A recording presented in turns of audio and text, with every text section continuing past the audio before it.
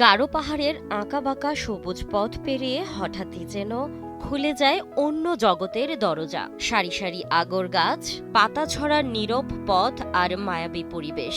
মুহূর্তেই মনে হবে যেন বাংলাদেশের কোনো বন নয়, চলে এসেছেন দূর দেশের কোনো অরণ্যে। ঝিনাইগাতি উপজেলার সীমান্ত ঘেঁষা গজনী অবকাশ কেন্দ্রের কাছেই ছোট্ট গজনী গ্রাম। রাংটিয়া রেঞ্জের প্রায় ১০০ একর জুড়ে বিস্তৃত এই আগর বাগান এখন প্রকৃতিপ্রেমীদের কাছে নতুন আকর্ষণ। সাম্প্রতিক সময়ে সামাজিক যোগাযোগ মাধ্যমে ছড়িয়ে পড়া ছবি ও ভিডিও বাগানটিকে এনে দিয়েছে নতুন পরিচিতি। প্রতিদিনই দেশের বিভিন্ন প্রান্ত থেকে ছুটে আসছেন দর্শনার্থীরা। আমরা শেরপুর সদর থানায় এসেছি, আগর বাগান নাম শুনে মোবাইলে ফেসবুকে দেখে, ঠিক আছে, অনেক সুন্দর লাগলো। এখানে যদি আপনার পর্যটকেরা আসছে, অনেকে আসতেছে, যদি মানে এখানে পিকনিক স্পট করে তাহলে ভালো লাগতো আর কি। আগর বাগানটা গজনী অবকাশের একদম কাছে। আমরা প্রথমে ফেসবুকে দেখছি, দেখার পর দেখলাম যে জায়গাটি অনেক সুন্দর। তারপর আমরা বন্ধুরা মিলে চিন্তা করলাম যে জায়গাটা আমাদের ঘোরার দরকার।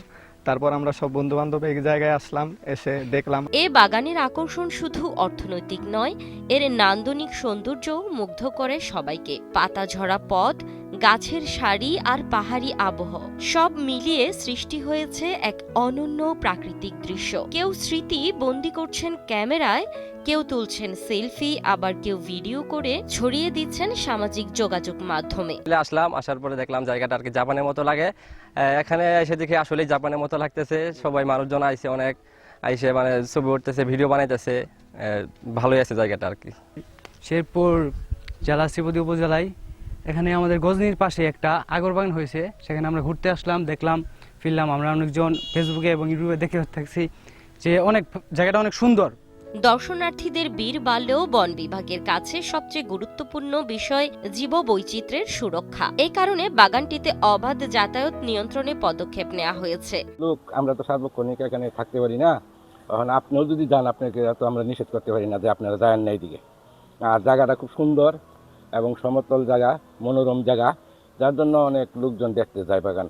তারাপোসাবিতে 40 হেক্টর বা 100 একর বাগান, আগর বাগান ইতিপূর্বে 2007-08 সনে আমার মাধ্যমে সৃজন করা হয়েছিল। আমি সৃজন করে গিয়েছিলাম। ভাগ্যবান আমি যে আবার এটা নিলামে বিক্রয়ের জন্য প্রক্রিয়াধীন আছে। অচিরে এটা বিক্রি হবে। সুগন্ধির উৎস হিসেবে আগরের পরিচিতি বহু পুরনো। তবে শেরপুরের এই আগর বাগান এখন শুধু অর্থনৈতিক সম্পদ নয়, হয়ে উঠেছে প্রকৃতিপ্রেমীদের বিস্ময়ের নতুন ঠিকানা।